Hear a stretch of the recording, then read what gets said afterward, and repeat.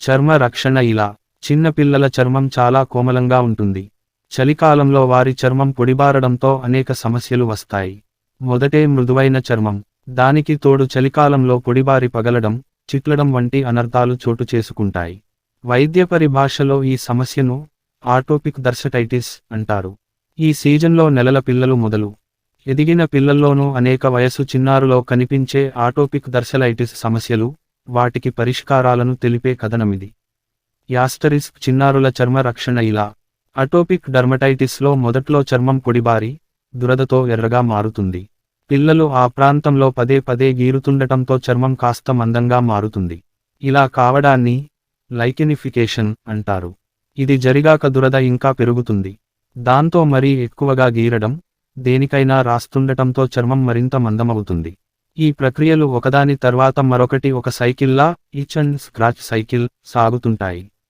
కొందరిలో ఇదొక దీర్ఘకాలిక సమస్య, క్రానిక్ గా కూడా మారవచ్చు.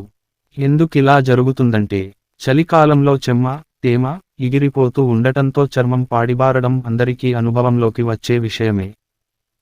అప్పుడు చర్మం పొడిబారి, ఎర్రబారుతుంది. కుటుంబ ఆరోగ్య చరిత్రలో ఆస్తమా, డస్ట్ అలర్జీలు ఉండేవారిలో ఆటోపిక్ డర్మటైటిస్ సమస్య ఎక్కువ. వివిధ వయసుల పిల్లల్లో అటోపిక్ దర్సటైటిస్ తీవ్రత ఇలా రోజుల పిల్లల నుంచి 12 నెలల వరకు. ఈ వయసు పిల్లల్లో చర్మం ఎర్రబారడం ప్రధానంగా ముఖం పైన, మెడ దగ్గర కనిపిస్తుంటుంది. అయితే కొందరిలో దేహంలోని ఏ ప్రాంతంలోనైనా ఇలా జరిగే అవకాశముంది. ఉదాహరణకు పాకే పిల్లల్లో వాళ్ల మోకాళ్లు నేలకు ఒరుసుకుపోతుండటం వల్ల మోకాళ్ల దగ్గర ఏటోపిక్ డర్మటైటిస్ కనిపిస్తుంటుంది. 7 ఏళ్ల నుంచి 2 ఏళ్ల పిల్లల్లో, ఈ వయసు పిల్లల్లో ఆటోపిక్ డర్మటైటిస్తో చర్మం ప్రభావితం కావడమన్నది చర్మం ముడతలు పడే ప్రాంతాల్లో ఎక్కువ. అంటే మోచేతులు, మోకాళ్ల వెనక భాగం, మెడపక్క. లక్షణాలు: చర్మం పొడిబారి దురదలు వచ్చాక గుల్లలు, నీటిగుల్లలు రావచ్చు. ఎర్రబారిన చోట చర్మం పొట్టు కట్టినట్లు అవుతుంది. మందంగానూ, లైకెనిఫికేషన్, మారుతుంది.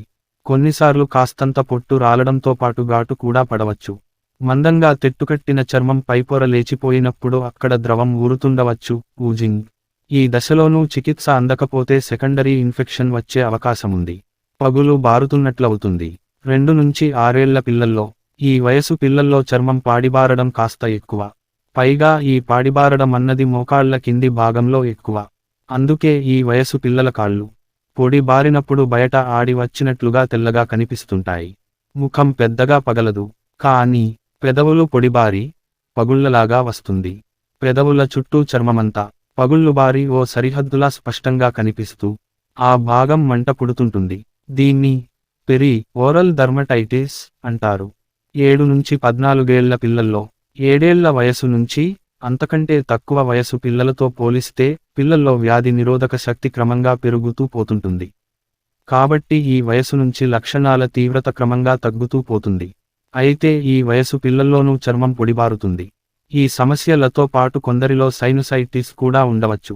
అక్కడ చికిత్స, మేనేజ్మెంట్ లకు తొలి దశల్లో చికిత్స చాలా చర్మంపై పొడిదనాన్ని తగ్గించడానికి white petroleum jelly, liquid paraffin oil వంటివి రాస్తే చేస్తే చాలు.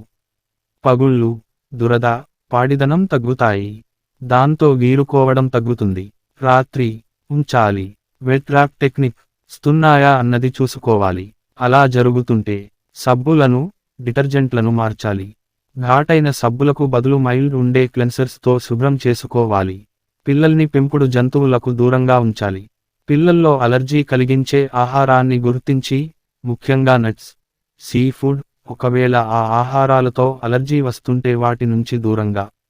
అటోపిక్ డర్మటైటిస్ తీవ్రత ఎక్కువగా ఉంటే వెట్ ర్యాప్ టెక్నిక్ తో మంచి ఫలితాలుంటాయి. చర్మమంతా పగుళ్ళు ఉన్న పిల్లలకు మొదట ఎమోలియంట్స్ పూయాలి. ఆ తర్వాత ఒంటిపైన బ్యాండేజ్ను ఒక పొరలా కట్టి, దాన్ని గోరు వెచ్చని నీటితో తడపాలి. దానిపైన మరో పొరలా పొడి బ్యాండేజ్ వేయాలి. ఇలా వేసిన బ్యాండేజీని ప్రతి 12 గంటలకు ఒకమారు మార్చాలి. దీన్నే వెట్ ర్యాప్ టెక్నిక్ అంటారు.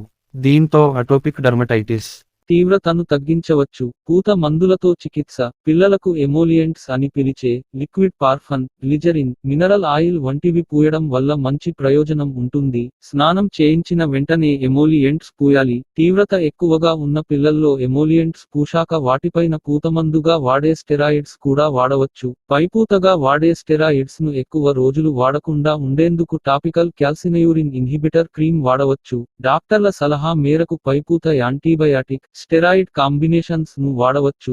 నోటి ద్వారా తీసుకోవాల్సిన మందులు నిద్రకు ముందు డాక్టర్ సలహా మేరకు నాన్ సెడటివ్ యాంటీహిస్టమైన్స్ కూడా ఇవ్వాల్సి రావచ్చు. ఇన్ఫెక్షన్ ఎక్కువగా ఉంటే యాంటీబయాటిక్స్ కూడా ఇవ్వాల్సి రావచ్చు. రెండో దశ చికిత్స మొదటి దశ చికిత్స ఫస్ట్ రన్ ట్రీట్మెంట్ తో అంతగా ఫలితం లేనప్పుడు స్టెరాయిడ్ డోస్ పెంచడము, అప్పటికీ గుణం కనిపించకపోతే ఆనుపత్రిలో చేర్చి చికిత్స అందించాల్సి రావచ్చు. అల్ట్రా వయోలెట్ రేడియేషన్ చికిత్స తొలి దశ చికిత్స first line treatment atopic dermatitis ఉన్న పిల్ల వస్తాయి. కొంతమంది పిల్లలకు అల్ట్రావయోలెట్ బి కిరణాలతో చికిత్సతో మంచి ఫలితాలు. మూడో దశ చికిత్స థర్డ్ లైన్ ట్రీట్మెంట్